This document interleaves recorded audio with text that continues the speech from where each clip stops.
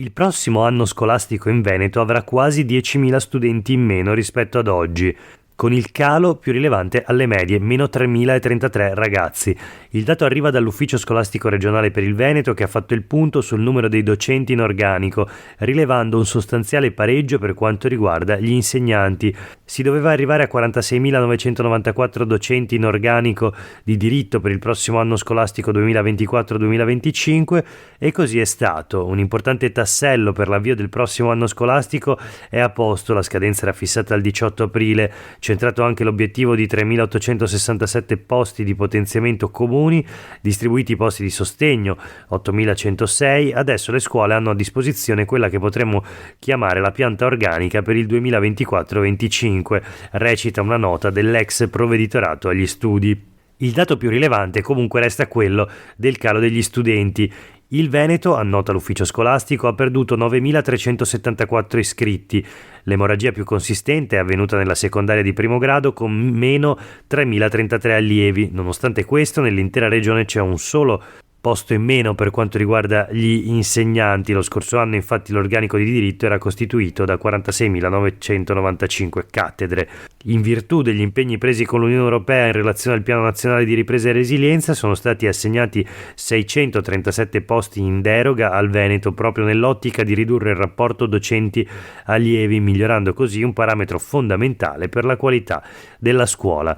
Questo è Sveglia Veneto, il primo podcast dedicato all'informazione vista da nord-est. Io sono Jack Calcetto, oggi è il 26 aprile 2024, un venerdì, e la prima notizia del giorno riguarda il Veneto senza studenti. Un'iperbole naturalmente per descrivere però un fenomeno che è già in atto, il calo degli studenti scuola. In un anno il Veneto perde oltre 9.000 studenti, il calo più rilevante rilevato alle medie, meno 3.033 scolari, confermato il numero di docenti per il prossimo 2024-25. La notizia sul Gazzettino di oggi in un articolo di Alda Vanzan. Ma voltiamo subito pagina e proseguiamo con la rassegna stampa di oggi. Grande spazio naturalmente su tutti i quotidiani locali, in particolare su quelli veneziani, per quanto riguarda l'avvio della sperimentazione del ticket d'accesso a Venezia. Allora leggiamo rapidamente i titoli partendo proprio dalla Nuova Venezia. La carica dei 113.000 QR code a Venezia, ticket, esordio tra controlli e proteste, via al contributo d'accesso. Quindi primo giorno di sperimentazione, in 15.000 hanno pagato i 5 euro, tutti gli altri quindi visitatori godevano di una qualche esenzione. Tensione a Piazzale Roma per il corteo no ticket, poi vedremo meglio di che si tratta, ma partiamo subito dai numeri del contributo d'accesso. Gli arrivi di ieri: 113.000 persone registrate dal sistema ticket, di queste 15.700 paganti, 40.000 invece erano ospiti in strutture ricettive che quindi pagano la tassa di soggiorno e non il ticket d'accesso, 2.000 erano amici di residenti, 14.000 le persone fermate dai controlli senza alcuna criticità, scrive la Nuova Venezia. Personale al lavoro, vediamo i numeri: steward informatori in 16 aree erano 75, poi 40 steward verificatori, 35 accertatori in 15 punti di controllo, 70 totem informativi sparsi per la città. Oltre ai numeri che abbiamo visto, ci sono registrati già per tutti i 29 giorni di ticket 13.000 studenti e 20.400 lavoratori. Nessuna multa nella giornata di ieri, un incasso totale di 78.000 euro a favore del comune, ma ci sono anche i primi dubbi, ad esempio sull'effetto deterrente. La città era piena come ogni weekend. L'associazione Piazza San Marco con Claudio Vernier dice: vogliamo essere fiduciosi, ma cosa succederà con il caldo? Questa è la domanda, quindi cominciano già i primi dubbi che come tanti pronosticavano il ticket d'accesso alla città non possa fermare il fenomeno dell'overtourism, quindi dell'arrivo di grandi masse di turisti a Venezia.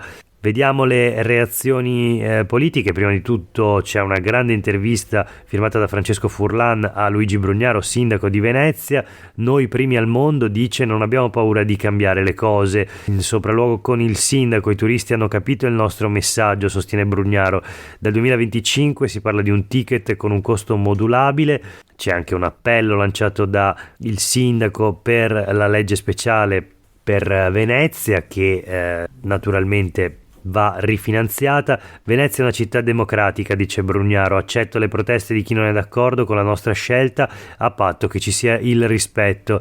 Amministratori di tutto il mondo mi hanno chiamato per chiedere informazioni, facciamo da apripista rispetto alle raccomandazioni dell'UNESCO che però non ci ha mai dato un euro per la tutela della città, dice ancora Brugnaro. Dall'altra parte però una serie di contestazioni. Venezia è ormai un circo, l'ira dei no ticket, leggiamo sempre sulla Nuova Venezia. Momenti di tensione con la polizia quando il corteo si è mosso bloccando il Ponte della Libertà, l'articolo è di Vera Mantengoli ed è un resoconto della manifestazione che si è tenuta ieri appunto a Venezia. Non vogliamo una città museo, servono politiche per i residenti, chiedono i manifestanti.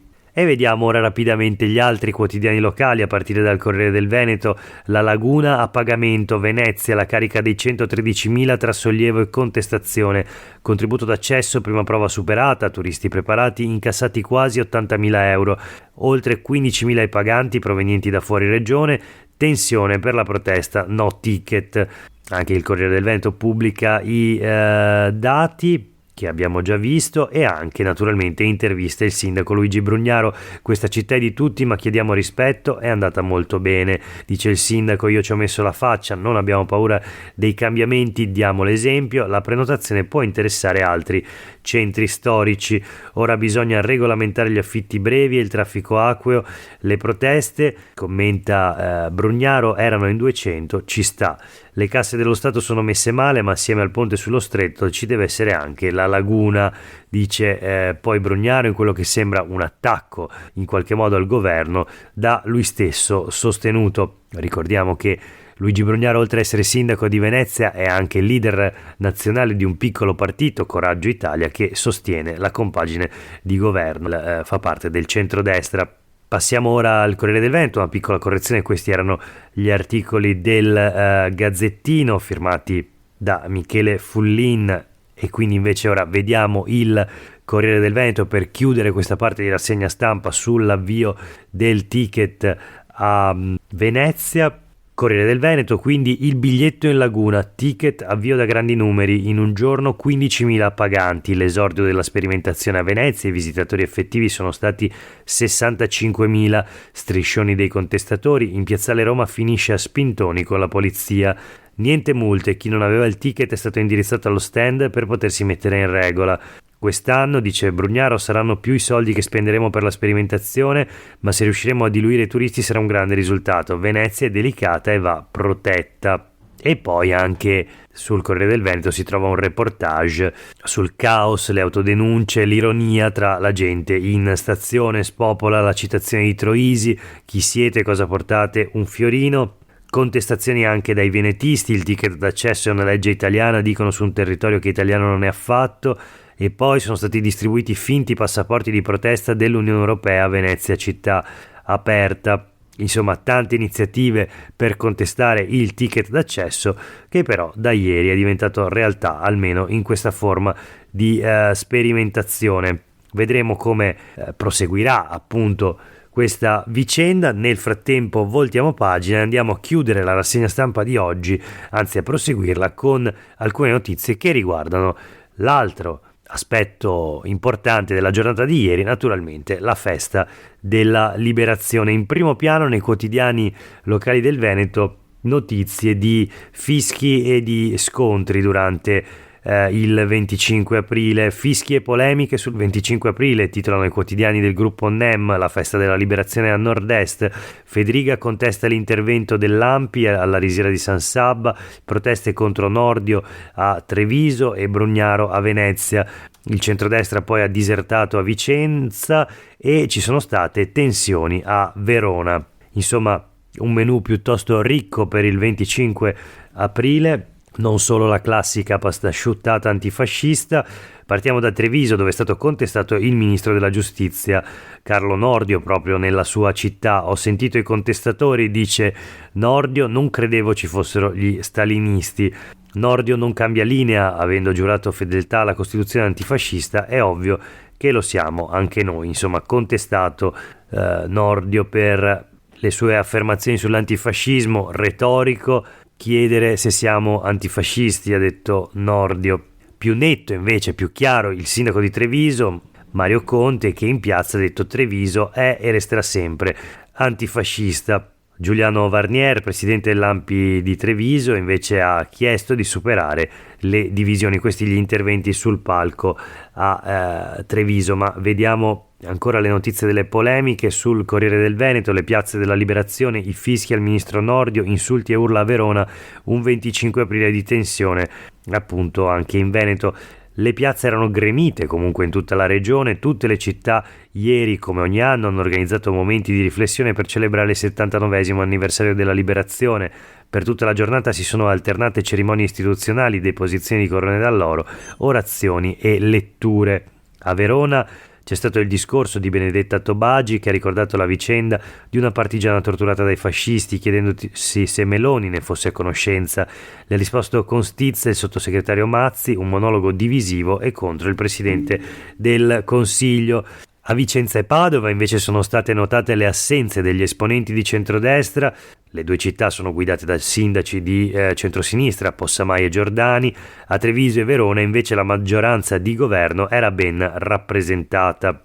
Nordio, il ministro, è stato contestato a Treviso perché ha ritenuto retorica la domanda: se siamo fascisti, abbiamo giurato sulla Costituzione che è antifascista, non lo siamo, cori e fischi. Alle critiche ha risposto: ci sono ancora molti stalinisti. Insomma, il sindaco ha provato a buttarla in caciara, come si dice. Buon San Marco. Nel frattempo molti esponenti leghisti sui social hanno preferito ricordare il patrono di Venezia, questo accade ogni anno naturalmente. Il PD nel frattempo ha attaccato il presidente della regione Luca Zaia per un post molto sintetico pubblicato sui social in cui avrebbe omesso di citare l'antifascismo. La replica arriva direttamente dal portavoce del presidente della regione, che dice che invita gli esponenti del PD a informarsi meglio. Chiudiamo con il titolo del Gazzettino: la festa e le proteste, il 25 aprile senza pace, Treviso, fischi a Nordio, che ha tra l'altro detto la guerra è stata scatenata dal patto Hitler-Stalin. Il ministro contestato: ci sono ancora stalinisti, ha detto. Anche Brugnaro nel mirino a Venezia, ma il presidente della comunità ebraica lo difende. Le foibe invece al centro della polemica a Trieste tra il presidente della regione Fedriga e la presidente dell'ANPI di Padova Floriana Rizzetto. L'articolo è di Mattia Zanardo per il Gazzettino di oggi. Questo per quanto riguarda le celebrazioni del 25 aprile. Chiudiamo la rassegna stampa di oggi con le ultime due notizie flash. La prima riguarda le elezioni europee, le candidature. Vannacci capolista, Zaia non ci sarà, la Lega Veneta fra imbarazzo e fastidio.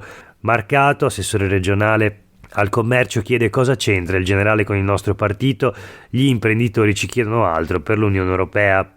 L'articolo di Martina Zambon per il Corriere del Veneto, la notizia anche sui quotidiani del gruppo NEM, la politica regionale, Salvini rompe gli indugi, Vannacci candidato in tutte le circoscrizioni, il segretario federale della Lega festeggia il 25 aprile con l'annuncio: sono contento che un uomo di valore porti avanti le sue battaglie con noi. I commenti di Alleanza Verdi Sinistra con Bonelli, una svolta xenofoba che premia un generale sotto provvedimento disciplinare.